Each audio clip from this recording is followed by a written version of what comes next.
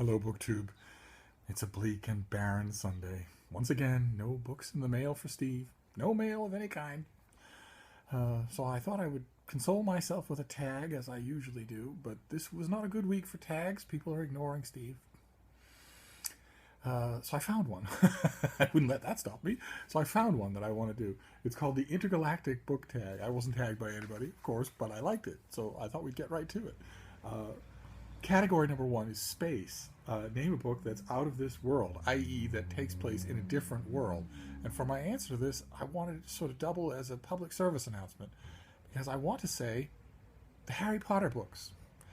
And I know there's howls of protest now, and thousands of people across the world are saying, oh, no, we can't go to Hogwarts because we're muggles. No, none of it is real.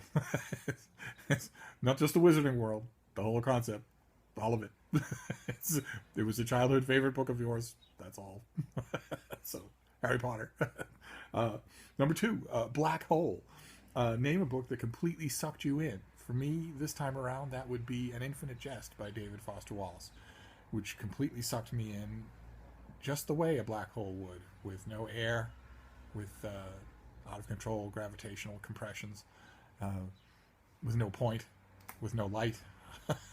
And it was only an intergalactic miracle that got me back out again. Question number 3, Lightspeed. Name a book you're anticipating so much that you wish you could get to it at light speed. It's kind of ultra booky question.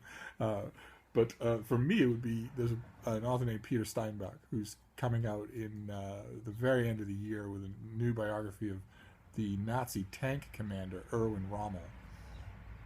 And Rommel is well up for a revisionist biography, and this strikes me as something that will be that. But my efforts to winkle a copy out of the publisher have as yet come to nothing. I will keep trying. But I'm interested to read it, very much so. Question number 4, Nebula. Name a book with a beautiful cover. I have it here. It's Vikram Chandra's Sacred Games. I don't know if you can't really see how pretty it is. It's embossed and it's gold inlaid, and it's his enormous novel. Just fantastic contemporary novel set in India. I can't recommend it highly enough, but I love this cover too. Number 5, Multiverse. Name a companion or spin-off series that you love.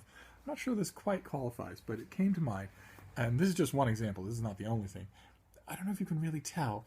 It's Marvel Adventures, and DC Comics does the same thing. I think I've mentioned on this channel before that I'm a big comic book fan. And both the major superhero comic book franchises, DC and Marvel, do something like this regularly. They market all of their new issues, all their new series, on the big shelves of comic book stores, where the characters are dying and they're being raped and they're having their minds ripped out of their heads and they're having their brains worn on the heads of supervillains and they're having their bodies ripped apart like garments in a factory. And I know the industry's best creators are involved in all that, and the best artists are involved in all that, and I read them. But down below, the lower shelves, there are always at least 1 or 2 ongoing series technically marketed for children, but not written for children, in which the old versions of the characters, the steady state normal versions of the characters, Superman with his underwear on the outside, the Avengers with the standard 10 characters, just have adventures, and each adventure is only 1 issue, and nobody's going to die.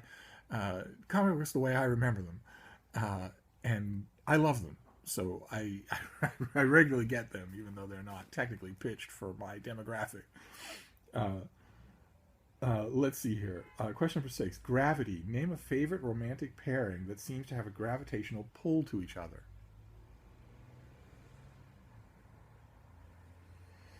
Number 7, The Big Bang. Name a book that got you started on reading. That would be Homer's Iliad.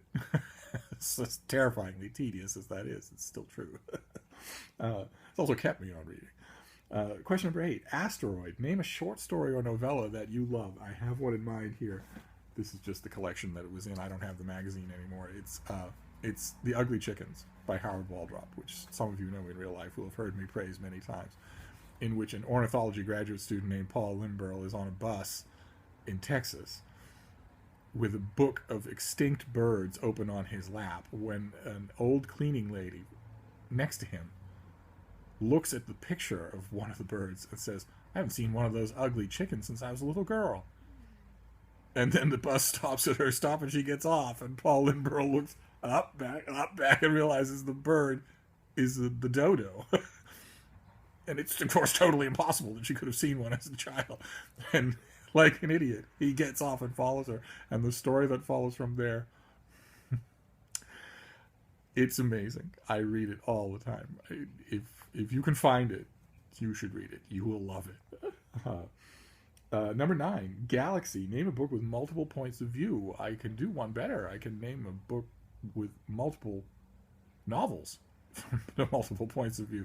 And that's a book I've mentioned here before, An Instance of the Fingerpost by Iain Pears, where it's so big, has 4 segments to it, and each segment is as long as a novel, and each segment tells the same events from a different first-person point of view of the 4 main characters.